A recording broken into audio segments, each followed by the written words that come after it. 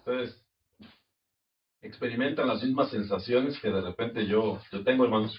Pero cuando falta nuestro hermano Ignacio, nuestra hermana Aide, particularmente ellos dos, creo que sí se me veía claro.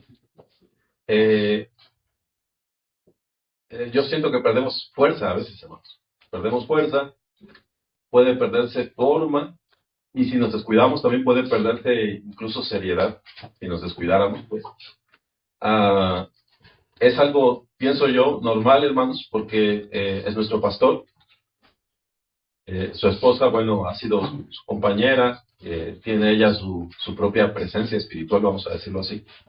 Entonces, de repente, estas situaciones son buenas para preguntarnos, hermanos, cómo estamos parados, particularmente hablando, delante del Señor. Cómo es que, en ausencia de esas personas que suelen presidirnos, de esas personas que le pueden dar forma o le suelen dar forma a nuestros servicios, a la enseñanza, bueno, cómo sentimos eso de cómo se desdibuja quizá, o qué rumbo toman los servicios, nuestras actividades, etcétera. Porque, bueno, particularmente nuestro hermano nos ministra, nos habla, siempre está él sentado allí, y nosotros estamos conscientes de que él está sentado allí. Entonces hay una línea, un orden que a veces proviene de la persona, de la presencia de la persona, hermanos.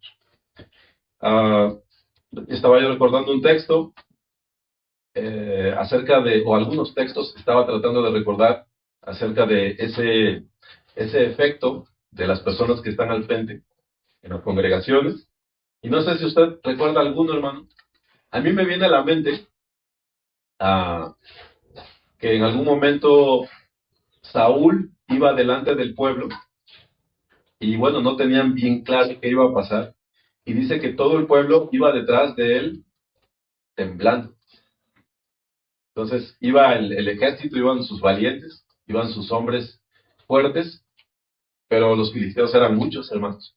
Entonces dice que iba Saúl delante de ellos. Y la característica, el matiz que se da es que iba detrás de él el pueblo, pero iban temblando, hermanos. Entonces, cuando el hermano me hizo la invitación para participar de la enseñanza, hermanos, una de mis intenciones era precisamente el hablarles acerca de algunas cosas que nuestro hermano no suele tocar por causa de que a nuestro hermano no le gusta aludirse a sí mismo. Por ejemplo, la palabra nos habla acerca de que hagamos caso de nuestros pastores, porque ellos velan por nuestra alma, ellos ven por nuestras almas. Nos manda que nos sujetemos a ellos. Nos manda, hermanos, que les participemos de toda cosa buena, por ejemplo. Pero finalmente no tomé ese tema, hermanos, no tomé ese tema. Pues vamos a platicar acerca de otras cosas. Y yo espero que usted me pueda tolerar por unos 40 minutos aproximadamente, hermano. ¿Sí? Entonces, el tema, yo lo titulé, hermanos, Resueltamente de Dios. Y tiene que ver con la actitud del corazón, hermanos, que se nos demanda con respecto a nuestro Señor. Estamos llamados a ser resueltamente de nuestro Dios. Y no voy a negarlo, hermanos, el tema sí tiene que ver con algo que tal vez nuestro hermano no les quiera decir directamente, porque de alguna manera le atañe, le alude más bien, y nuestro hermano suele ser bastante prudente en cuanto a esas cosas. Entonces, por así decirlo, quisiera tener esta charla con ustedes, hermanos. Quisiera que ustedes lo tomen en cuenta y cada uno define en su corazón si esto es cierto o si estoy torciendo la palabra, ¿verdad? Entonces, el primer libro de los Reyes, hermanos, en su capítulo 18, versículo 21, contiene un dicho que es bastante conocido para algunos de nosotros, y tiene que ver con ese conflicto, con ese pasaje que habla acerca de Elías y los profetas. ¿Lo conocen, hermanos? Sí. Elías y los profetas de Baal. Ustedes conocen lo que ha sucedido. Me parece a mí que la mayoría estamos familiarizados con el texto por cuanto Elías, movido por el Señor, habló e invocó la sequía sobre el pueblo de Israel. Bueno, tenía mucho tiempo que no llovía sobre el territorio del pueblo de Dios. Y finalmente, también por intervención de Elías, el Señor hace que llueva. Pero una de las primeras acciones que hace Elías, porque él se había escondido al decir estas cosas, una de las primeras acciones de Elías, hermanos, es ir a contender contra el culto que se hacía hacia el dios falso Baal. ¿Sí? Entonces hace que se reúnan los 450 profetas de Baal, pero también delante de Elías está todo el pueblo de Israel escuchando. ¿Sí? Y aquí hace una pregunta el profeta. Dice, ¿hasta cuándo claudicaréis vosotros entre dos pensamientos? Si Jehová es Dios, seguidle. Y si Baal, id en pos de él. ¿Hasta cuándo van a vacilar entre dos pensamientos? Si Jehová es el Dios, dice, seguidle. Y si Baal, id en pos de él. Ahora les hago una pregunta, hermanos. ¿Conocen ustedes algún otro texto que hable acerca de la ambigüedad en el ánimo de las personas? ¿Algún texto de la palabra, por supuesto? ¿Algún otro texto que hable acerca de ambigüedad espiritual? Ok, le está hablando el Señor a la iglesia de la Odisea. Es Apocalipsis 3, del 15 al 16. Aquí lo tengo anotado, hermanos. No vayan a pensar más. Sí, dice el Señor, yo conozco tus obras, que ni eres frío ni eres caliente. Y por cuanto, ojalá, dice, fueses frío o caliente, se refiere, ojalá y fueses definido. ¿Sí? Pero por cuanto eres tibio y no frío ni caliente, ¿qué dice el texto, hermanos? ¿Cuál es la acción que hace el Señor con el tibio? Te vomitaré de mi boca. ¿Algún otro texto, hermanos? Dice, el hombre de doble ánimo es inconstante en todos sus caminos. Un hombre de doble ánimo, hermanos, es que un día quiere, al otro día ya se le olvidó, ya no quiere, ya le pesó la decisión y abandona. Entonces, el hombre que es de doble ánimo no es constante en su camino, es inconstante en él. ¿Sí, hermanos? Acercaos a Dios y Él se acercará a vosotros. Pecadores, limpiad las manos, y vosotros, dice, los de doble ánimo, ¿alguien puede completarlo, hermanos? Purificad vuestros corazones. El doble ánimo, hermanos, es enfocado desde la palabra, es descrito en la palabra como una suciedad, para que usted comprenda bien acerca de qué o cómo es que vamos a hablar. El doble ánimo en la palabra, hermanos, es visto como una suciedad. Por eso dice, y vosotros los de doble ánimo, purificad vuestros corazones. Entonces, tómelo en cuenta, hermano, porque quizás a usted le sucede como a mí, que de repente escucho una palabra, esta enciende mi corazón, enardece un poco mi espíritu, pero cuando pasan las horas, cuando pasa el día, y llego y le pregunto a mi esposa qué vamos a comer, ya ese asunto, hermanos, ya pasó a un segundo o tercer término, y para cuando es el domingo en la noche, ya lo despejé totalmente, hermanos. ¿Sí? Dice, 40 años estuve disgustado con la nación, y dije, pueblo es que divaga de corazón, pueblo es que divaga de corazón, y no han conocido mis caminos.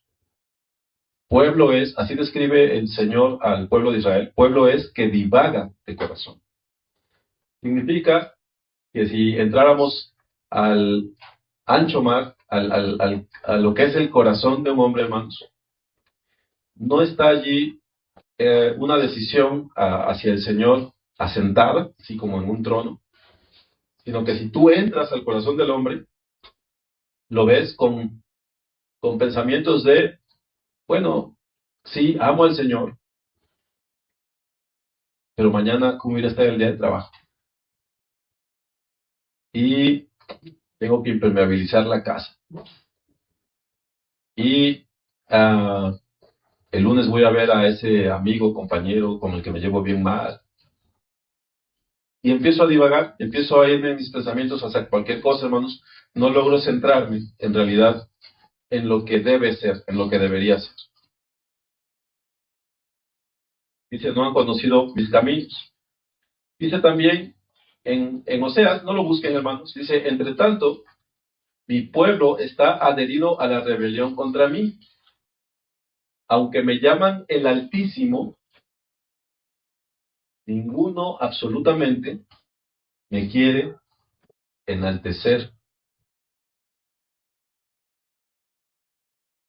Dice pues el Señor, porque este pueblo se acerca a mí con su boca y con sus labios me honra, pero su corazón está lejos de mí, y su temor de mí no es más que un mandamiento de hombres que les ha sido enseñado. Yo aquí les hago la pregunta, hermanos, ¿cómo están ustedes en cuanto a su resolución en el corazón acerca de la honra a Dios, acerca de su inclinación hacia el Señor? ¿Son hombres y mujeres resueltos o jamás han lidiado con esas cosas? Quizás nunca en realidad han meditado acerca de la necesidad de ser resuelto en el corazón. Y les voy a decir algo, hermanos. La resolución del corazón no es como por ejemplo, abro mis ojos y ya veo. Es algo automático. La resolución del corazón, hermanos, hacia el Señor no es algo que simple y sencillamente llegue porque sí. La resolución del corazón, hermanos, se podría decir, es un fruto espiritual. Está implícito en la madurez, hermanos. No es algo que brote como la hierba. Tú puedes dejar un terreno allí, te vas, regresas una semana después, 15 días después, y quién sabe de dónde. Salió una mata, incluso algunas florecillas, ¿no? ¿Se han visto lo que pasa con los terrenos? Bueno, nada más tendrían que voltear, ¿verdad, hermanos? Así pasa. Bueno, la resolución, hermanos, no opera bajo esos principios. La resolución, hermanos, se debe procurar. Entonces yo les hago la pregunta, porque miren lo que dicen los textos. El hombre de doble ánimo es inconstante en todos sus caminos. Vosotros, los de doble ánimo, purificad vuestros corazones. Yo conozco tus obras, que ni eres frío ni caliente, ojalá fueses frío o caliente, pero por cuanto eres tibio y no frío ni caliente, te vomitaré de mi boca. Pueblo es que divaga de corazón y no han conocido mis caminos. Aunque me llaman el Altísimo, ninguno, absolutamente, ninguno en realidad me quiere enaltecer. Este pueblo se acerca a mí con su boca y con sus labios me honra, pero su corazón está lejos de mí, y su temor de mí no es más que un mandamiento de hombres que les ha sido enseñado.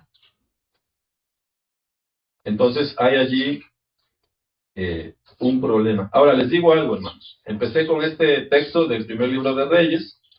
Dice, si Jehová es Dios, seguidle. Y Baal, ir en pos de él. Generalmente, hermanos, nosotros enfocamos este texto como una controversia entre el Dios verdadero y una deidad falsa. Baal, sí.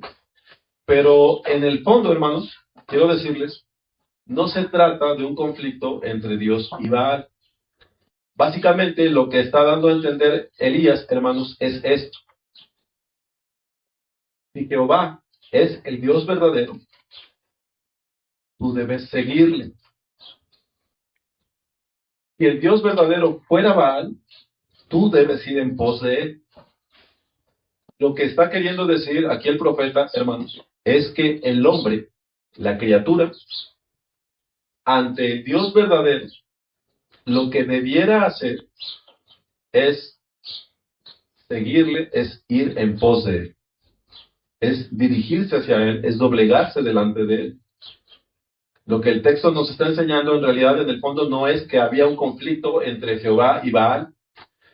El principio que se nos enseña allí, hermano, es que si tú has identificado al Dios verdadero, lo que corresponde, lo correcto, lo que debes hacer es ir en pos de él. Ahora, yo sé que aquí puedes tú pensar que, bueno, es que tal vez no estamos hablando de un creyente, tal vez no estamos hablando de un hombre religioso, tal vez no estamos hablando de un cristiano, pero lo que nos está dando a entender el texto, hermano, y compréndalo bien porque es crucial, es que si tú hubieses encontrado acaso al Dios verdadero, entiéndanlo bien, hermanos, porque esto les atañe. Si tú hubieras acaso encontrado al Dios verdadero, lo que sigue, lo que corresponde, lo que debe ser, es que vayas en pos de Él. Y como aquí solamente vemos criaturas, no hay ningún Dios entre nosotros. Si usted dijera, yo he encontrado al Dios verdadero, que de hecho nuestro Dios es el Dios verdadero, hermano. Si tú de verdad lo hubieses encontrado, si tú lo has encontrado, lo que implica el texto, la demanda que te hace el texto, es que debes ir en pos de él. Y ahí es donde entran los textos que he citado ya. El hombre de doble ánimo es inconstante en todos sus caminos. Pero tienes que entender esto, hermano. Cuando se habla acerca de ir en pos del Dios verdadero, no es una recomendación, no es que lo bueno sería que fueras a Él. Si tú has hallado al Dios verdadero, lo que debe ser es que vayas en pos de Él. Eso es lo que nos está diciendo el texto. Por eso dice, los de doble ánimo purifiquen sus corazones, porque es una inmundicia, escúchalo bien, hermano, es una inmundicia que habiendo tú hallado al Dios verdadero, no vayas en pos de Él.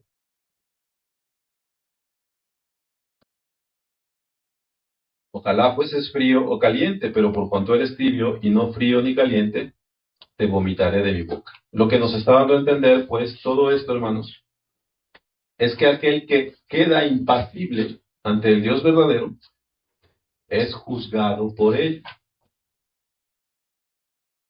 A la pregunta de por qué esto es así, hermanos, se debe a la naturaleza de Dios, se debe a quién es Él. ¿Sí? La naturaleza, los atributos de Dios son tales que lo que debieras hacer, hermano, es ir en pos de Él. Vamos a hablar de eso un poquito más adelante, hermano. Así que si Jehová es el Dios, debes seguir. Ahora, la pregunta que yo les hago a ustedes, hermanos, es esta. ¿Cómo quedan parados ante esto? ¿Cómo quedan parados ante la pregunta de la resolución? ¿Están resueltos, hermanos, acerca de nuestro Señor? ¿Están resueltos en su forma, en su devoción? ¿Están resueltos en su servicio con respecto al Señor? Les voy a poner dos ejemplos, hermanos. Bueno, es el mismo ejemplo, solamente estoy cambiando un poco las circunstancias. Voy a hablar de dos estudiantes. Imagine usted que el primer estudiante se levanta 5 de la mañana, se va a clases, tiene clases a las 7, a las 8, a las 9, termina esas tres clases, esas tres materias, se va a la biblioteca, estudia un poco, investiga algunas cosas y después se reúne con un maestro extra el salón de clases y le hace algunas preguntas, porque él se trabó en alguna explicación, no entendió bien algunas cosas. Entonces, su papá le habla en ese momento y le dice, hijo, ¿dónde estás? Y el muchacho le responde, en la universidad. ¿Sí? Está bien, no mintió, estamos allí. Hay otro joven, igual universitario. Este se levanta a las 10:30 de la mañana, porque el día anterior se fue a una fiesta. Sale corriendo, llega tarde a la clase que todavía le dio tiempo, lo dejan pasar, en la clase está divagando en su corazón, está pensando en cualquier cosa, termina la clase, se va a la cafetería, está conectado en las redes, está platicando con sus amigos, y entonces le habla su padre y le dice, hijo, ¿dónde estás? ¿Y él qué le va a responder, hermanos? En la universidad.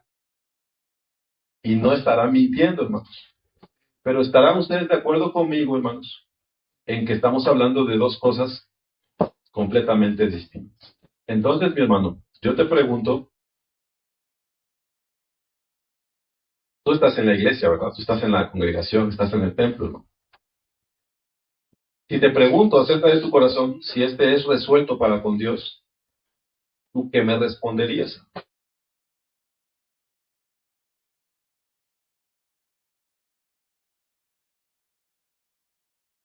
¿Saben ustedes quién es Jehú, hermanos?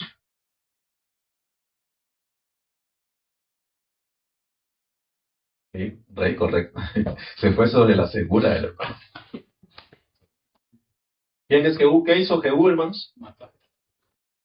Mató a Jezabel. Él fue quien fue utilizado por Dios para la venganza sobre la casa de Acab. ¿Sí? Bueno, este Jehú, hermanos, fue bien sagaz porque había un culto a Baal que había cundido en todo Israel. Israel estaba entregado al culto a Baal. Entonces, este Jehú, después de hacer la venganza sobre Jezabel, sobre la casa de Acab, pregunta quién es siervo de Baal, porque Acab sirvió a Baal poco. Dice, pero yo le voy a servir mucho. Le dice al pueblo.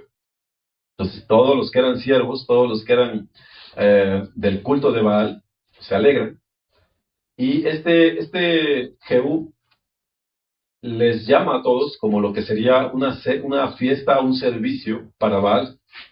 Incluso a los sacerdotes les distingue con un traje, digamos un traje rojo, los mete al templo de Baal y todavía le dice a sus siervos, vean que no haya ningún sacerdote de Jehová entre ellos.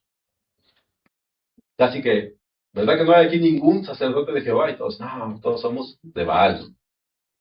Cuando él se cerciora que todos los que están allí son sacerdotes de Baal, cierra el templo y le dice a sus siervos, mátenlos a todos. Y si alguno escapa de sus manos, se los voy a demandar de sus manos. Entonces entran y hacen una matanza de todos los sacerdotes de Baal. Entonces, por algún tiempo, hermanos, en mí estuvo resonando, me parecía muy adecuada la expresión de Jehú. Él dijo, Acab sirvió a Baal poco, dice, pero yo voy a servirle mucho. Y yo decía en mi corazón, hermanos, yo puedo decir lo mismo, a mí me gustaría servir a mi Dios mucho. ¿Sí? Y yo traje ese asunto en mi cabeza.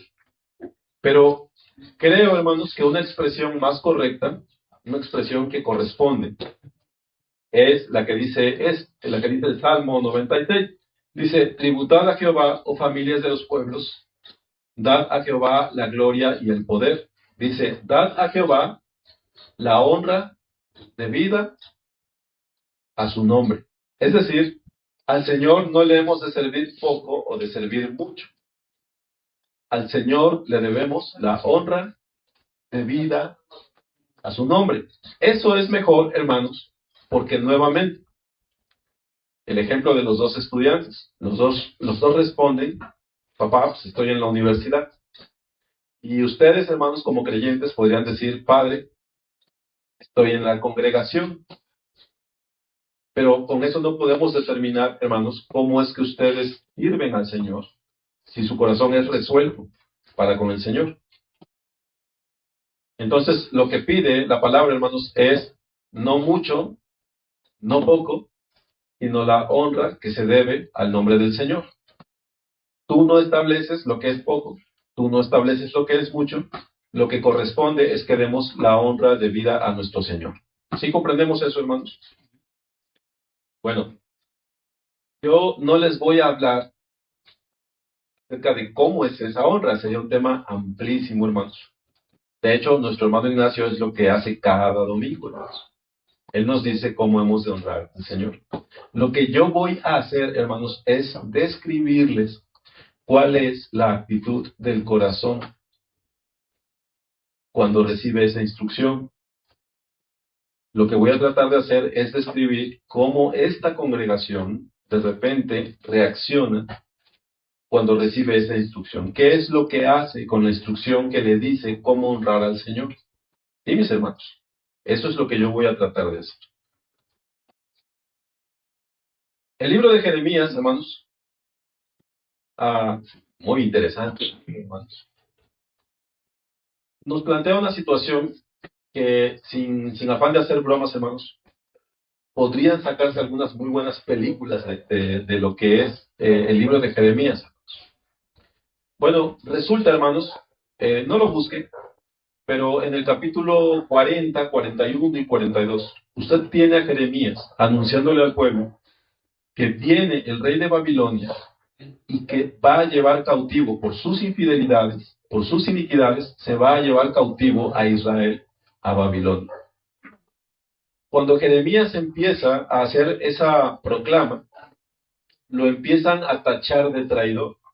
Básicamente empiezan a tacharlo como alguien que desea que Israel caiga, como un traidor, pues empiezan a tratar a Jeremías. Bueno, resulta, hermanos, que en efecto llega el ejército de Babilonia, limpia Jerusalén, la rinde, el rey es muerto, los nobles son muertos, y el capitán de la guardia del ejército de Nabucodonosor, el rey de Babilonia, hermanos, hace lo siguiente: solo deja a los pobres de la tierra, él mismo nombra a un rey que le sea tributario y los deja allí. ¿Sí? Es decir, el ejército de Babilonia arrasó a todos, mató a los fuertes, mató a los nobles, dejó solo a los pobres, les asignó heredades y dejó un rey sobre ellos. Y se retira. Sucede que el poco pueblo que queda en la tierra mata al rey que nombró Nabucodonosor. Lo matan, se rebelan pues, pero ya no contra el ejército grande, sino contra los que habían quedado allí acá. Resulta, hermanos, que ese remanente, habiendo hecho eso, va en busca de Jeremías, porque Jeremías quedó en la tierra. Y el pueblo le dice básicamente a Jeremías: pide por nosotros, invoca a Dios para que sepamos qué hacer. Lo que Jehová nuestro Dios nos diga qué hacer, eso haremos. Esas son básicamente las palabras de ellos. Sí, hermanos. Les voy a decir cómo estoy trazando esto, hermanos, para que no se digan engañados. Ellos, en un sentido, son semejantes a ustedes. ¿En qué sentido lo digo? Ustedes voluntariamente vienen aquí, toman su lugar en esas sillas y esperan a que se les dé la palabra del Señor. Ustedes no lo dicen con esas palabras, pero básicamente están dando a entender: dame palabra del Señor para que yo sepa qué hacer. Y lo que el Señor, nuestro Dios, diga, eso yo haré. Esa es básicamente la implicación de que usted venga, se siente aquí Y escuche, hermano, por supuesto, usted debe juzgar todo lo que aquí se dice. Pero bueno, yo tengo la tranquilidad de que nuestro hermano no suele inventar cosas, ¿verdad? ¿Sí?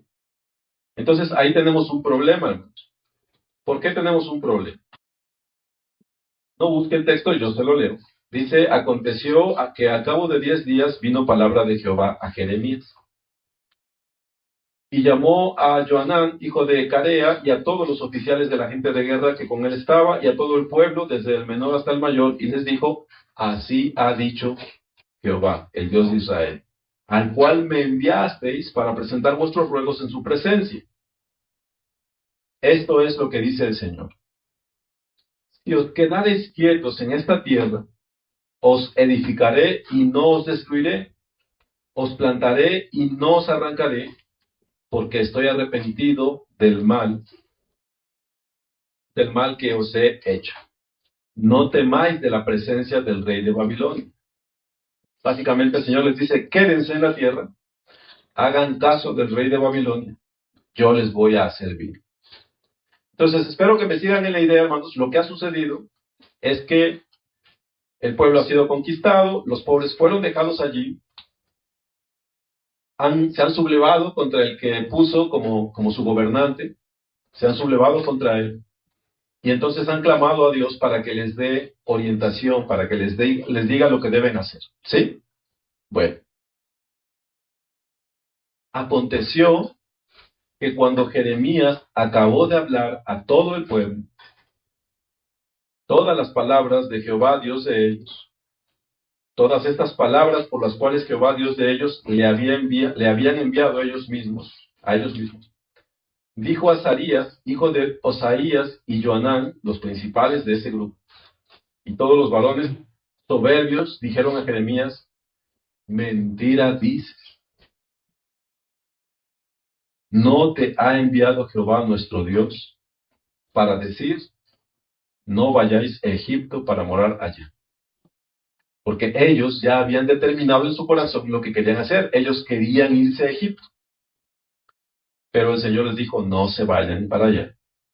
Quédense y yo les guardaré, porque ya me arrepentí del mal que les he hecho. Ya me arrepentí de haberles entregado para llevarles a cautiverio. Mentira dices, no te habló Jehová.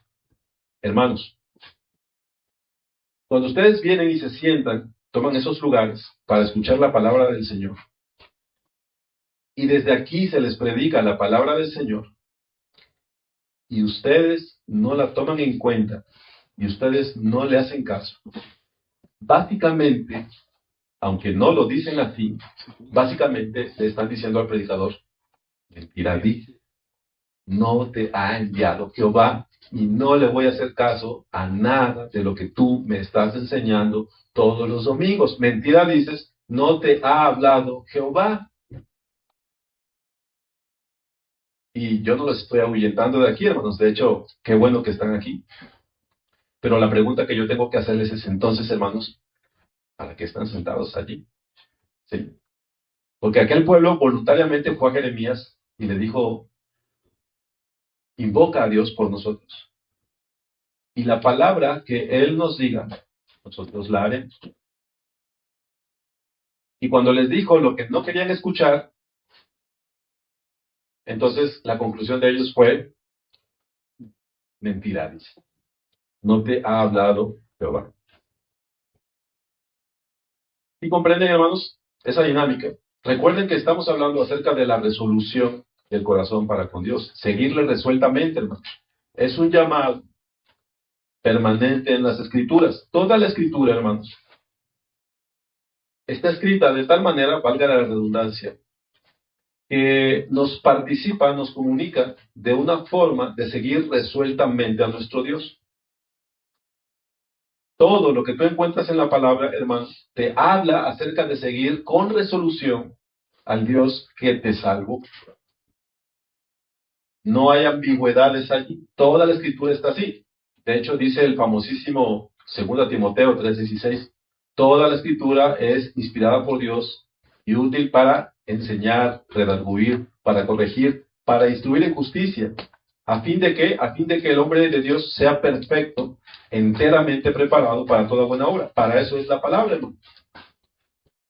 Pero cuando a nosotros se nos habla de la piedad, de la misericordia, de la paciencia, no lo decimos así, pero por cuanto no hacemos caso de esa palabra, por cuanto somos inconstantes en las cosas del Señor, básicamente estamos diciendo, mentira dices, no te ha hablado Jehová, o no te voy a hacer caso.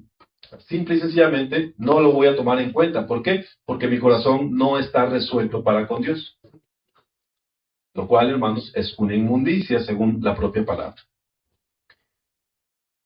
Hechos 24, para que se despabilen, pónganse de pie, hermanos. Hechos 24, del 24 al 25.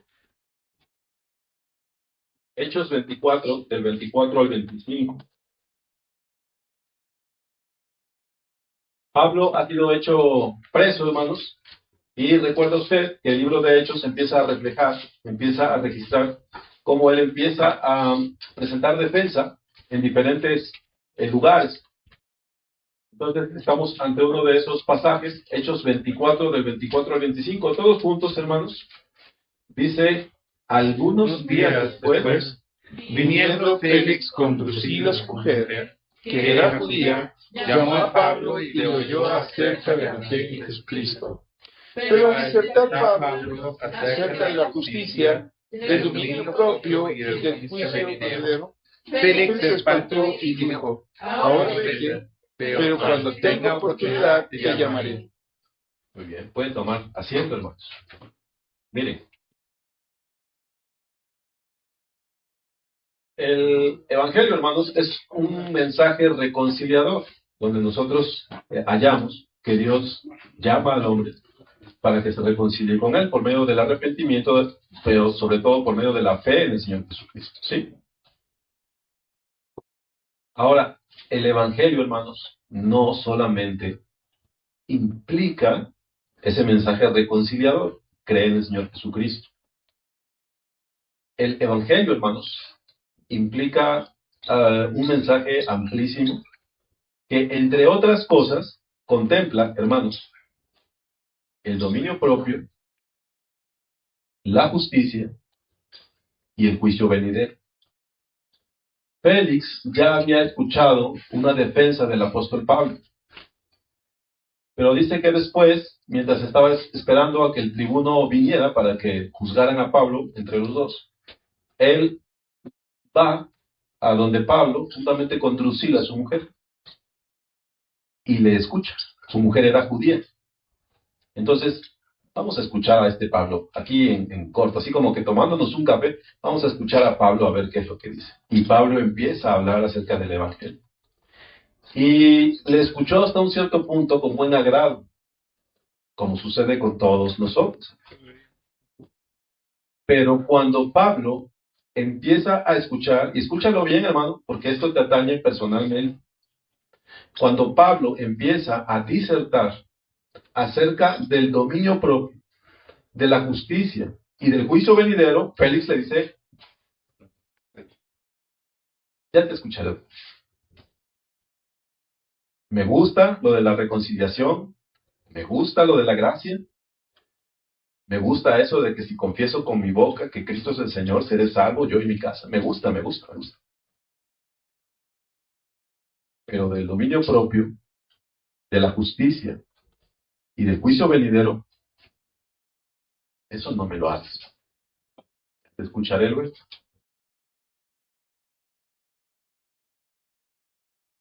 Desgraciadamente, hermanos, eso que nosotros hallamos en Félix se encuentra también entre nosotros. Podemos disertar acerca de la predestinación, podemos usted y yo trabarnos en una discusión acerca de la ley y cuál es el papel de la ley, el buen entendimiento de esas cosas.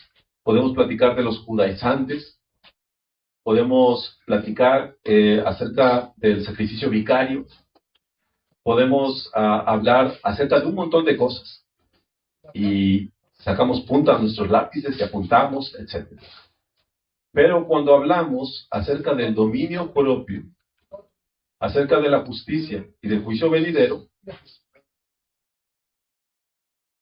esa es mi línea, porque yo no me voy a entregar a Dios resueltamente. Yo te puedo escuchar todo lo que me digas, la sana doctrina, bienvenida. Somos una iglesia de sana doctrina, amén.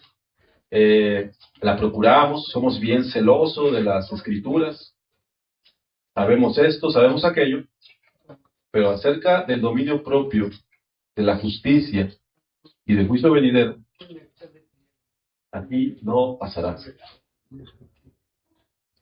¿Entienden cuál es el problema de eso, hermanos? ¿Sí lo comprenden, hermanos?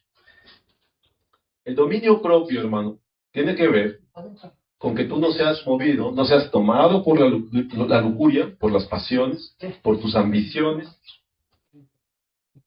y te has llevado de aquí para allá, y te tome y te restriegue la cara en la lascivia, te restriegue la cara en las bajas pasiones. El dominio propio implica que ya no te domina la carne, no te domina la pasión, sino que eres dueño de ti mismo y permaneces fiel para con Dios. La justicia, hermanos, en cuanto a tu andar recto, en cuanto a tomar en cuenta los mandamientos del Señor. El juicio venidero, que implica que eres afectado en tu andar hoy, porque hay un juicio, hay un día en que darás cuentas al Señor. Bueno, Félix escuchó hasta ese punto. Qué bien, qué bien, y resucitó, ¿no? Sí, resucitó. Oye, y apareció después a 500 testigos, sí, a 500 testigos, y ascendió a las nubes. ¡Qué barbaridad! Pero cuando empezó Pablo a disertar acerca del dominio propio, de la justicia y del juicio venidero, hasta allí quiso escuchar Félix. No es el caso particular de ustedes, porque ustedes permanecen sentados hasta el final del servicio, pero ese no es el punto, hermanos. El punto es cómo abrazas esas cosas, o te abrazas esas cosas, si sigues resueltamente al Señor o no sigues resueltamente al Señor.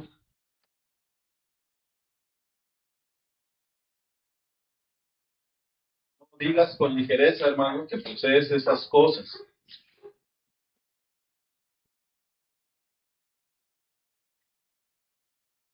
La ciudadanía romana, hermanos, recuerdan, se adquiría con un gran precio, ¿no? Dice también el libro de Hechos. Y ese es el tribuno que dice a Pablo, ¿eres romano? Dice, yo adquirí esa ciudadanía pagando un buen dinero. Dice Pablo, pero yo no soy de nacimiento. Bueno, yo te digo a ti, hermano, que estas cosas, la resolución para con el Señor, ni se adquiere con dinero, hermano, ni se adquiere por nacimiento. Aunque tú digas, yo soy del Señor, no se adquiere la resolución de esa manera, ni de una forma ni de la otra. La resolución se abraza, hermanos, cuando tu ser se doblega al Señor, cuando tu ser atesora al Señor. Si no haces eso, hermano, nunca serás un hombre, una mujer resuelto.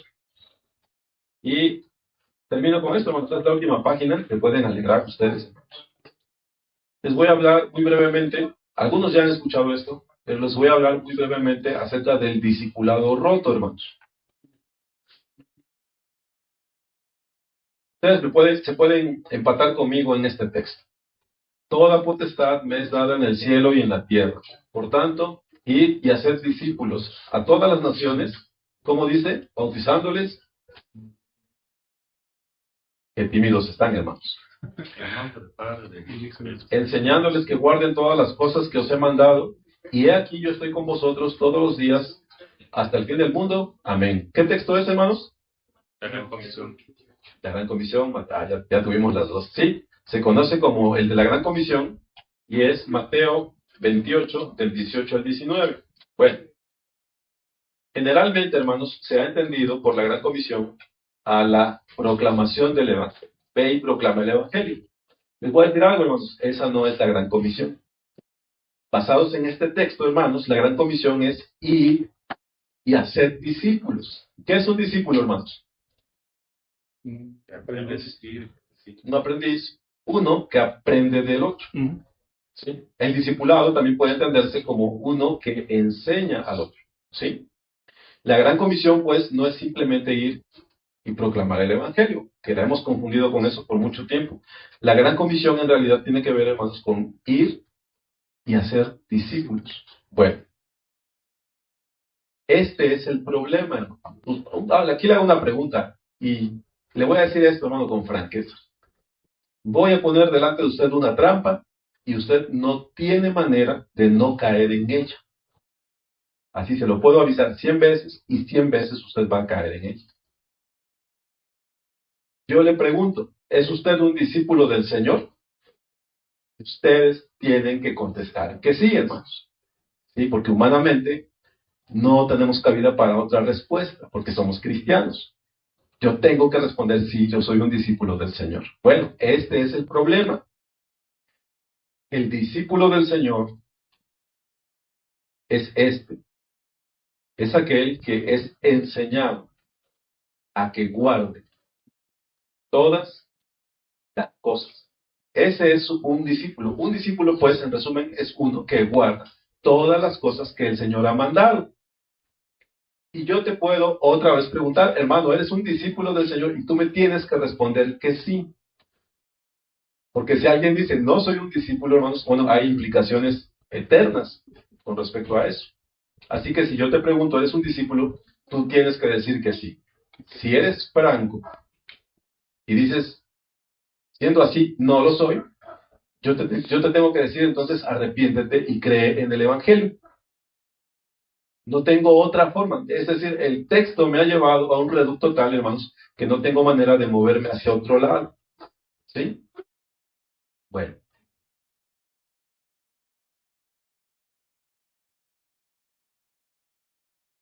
Pasa esto, hermanos. Aquí hay 3 estudiantes, 4 probablemente, 5 con Cristo. Si yo tengo un profesor de matemáticas y este es un borracho, es decir, toma en fines de semana y en las fiestas y todo, yo les pregunto, ¿esto afecta la clase de matemáticas? No. Tú puedes tener un maestro fornicario, un maestro idólatra, un maestro borracho, y él te va a enseñar matemáticas, y si lo hace bien, ya lo aprendiste, ¿no? Tu vida, pues hay él. Lo mismo con la física, incluso lo mismo con filosofía. Si el maestro es así, y es así, y es así, si él traza bien los principios, los razonamientos, va a cumplir con el objetivo, hermano. Bueno, yo te voy a decir esto. Cuando hablamos del discipulado cristiano, no podemos hablar de esa manera. Ni el maestro puede ser un fornicario, ni tú puedes ser un mentiroso. Porque el discipulado cristiano consiste en que guardes todas las cosas que el Señor te ha mandado. En eso consiste el discipulado cristiano. El discipulado cristiano, hermanos, se echa sobre bases distintas que cualquier otra cosa. Implica una integridad del que enseña e implica también, por supuesto, que aquel que está siendo enseñado se incline en su corazón a las cosas del Señor. Tú puedes estudiar a Platón o a Aristóteles siendo un mentiroso, no hay ningún problema con eso. Pero si tú no guardas las cosas que el Señor ha mandado, no hay discipulado. El discipulado está roto, hermanos.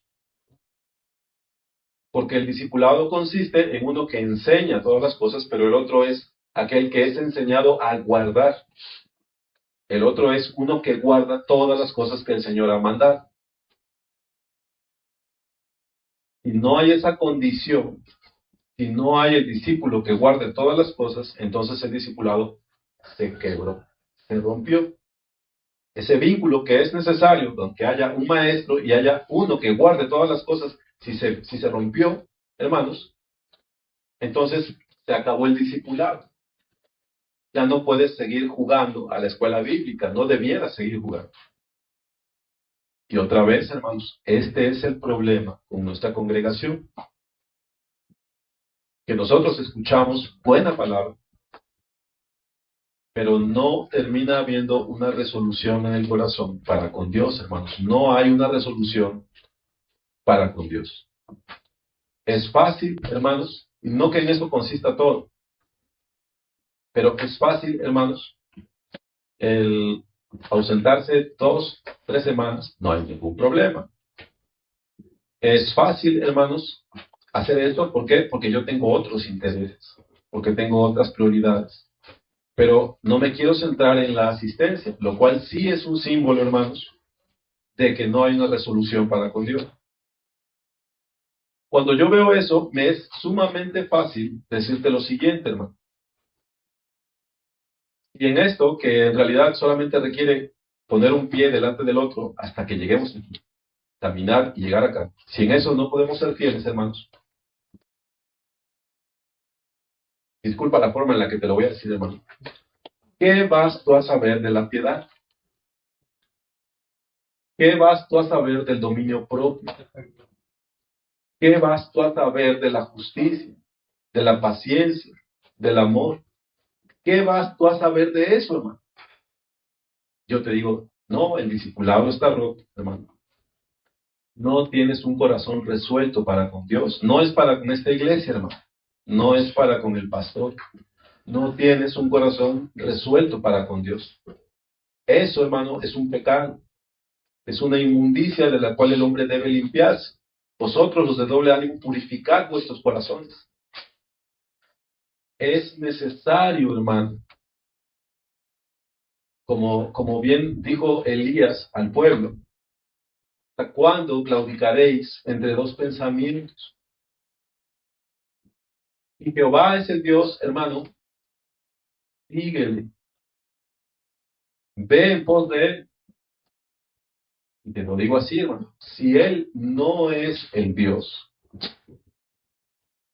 vámonos a cualquier lado, hermanos, y hagamos lo que bien nos parezca. Pero si Jehová es el Dios, yo te invito, hermano, te exhorto, si Jehová es el Dios, si tú lo has entendido, si crees que estás en el verdadero, si Jehová es el Dios, síguele, hermano. Porque hay un momento, hay una instancia, hermanos, donde llegará aquello a lo que le rehuía Félix. Llegará el juicio, hermanos. Llegará el juicio venidero. Y voy a terminar con esta ilustración, hermano. Nosotros no lo sabemos, de repente lo perdemos de vista. Pero mira, si este fuera el mundo, hermano, y Dios lo tiene en su mano, aquí están todas las personas. La Iglesia Bautista Roca Eterna, están los testigos de Jehová, la Iglesia Católica, las personas que no le conocen. Aquí estamos todos, cada uno ocupado en lo suyo, cada uno con sus prioridades, cada uno con sus propios pensamientos. Pueblo es que divaga en su corazón. Va a llegar un día, hermanos, en que como un embudo, simplemente Dios va a inclinar. Todos nos deslizaremos al momento del juicio. Y ahí, como dice la palabra, serán abiertos los libros.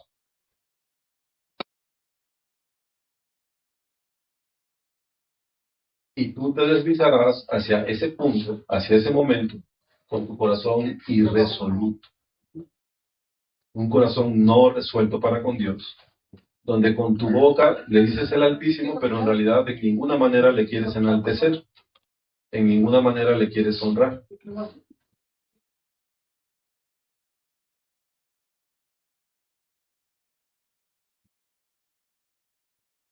Entonces, mis hermanos, yo ya no tengo nada más que decirles. Más que esto. Les hago la invitación, hermanos, a que resuelvan en su corazón el entregarse al Señor. Resuelvan en su corazón si algún testimonio han recibido de Dios, si han conocido del Señor, si han de verdad gustado la gracia del Señor, si les ha rescatado de sus inmundicias, si les ha dado un nuevo corazón, un corazón de carne. Y eso ha pasado en ustedes, hermanos. Yo les exhorto, clamen por tener un corazón resuelto para con Dios. Recompongan sus caminos, hermanos, enderecen sus caminos e inclínense al Señor, nuestro Dios. Sí, mis hermanos. Acerca de cómo se hace eso, hermano, es lo que se nos ha estado predicando todos los días desde hace 10 años, no sé, yo conozco al hermano hace ese tiempo. Él nos dice cómo es que hemos de honrar a nuestro Señor, cómo debes proceder, qué es lo que debes sentir como cristiano, qué es lo que debes hacer, de qué te debes apartar, etcétera, etcétera. Entonces, yo te invito, mi hermano, a que hagas eso. Entonces, vamos a ponernos de pie, vamos a dar por terminado este tiempo. Agradecemos que nos visite y sea bendecido con esta enseñanza. Puede suscribirse en nuestro canal de YouTube o bien contactarnos por correo electrónico. Dios le bendiga y Él sea reconocido en nuestra vida diaria. Gracias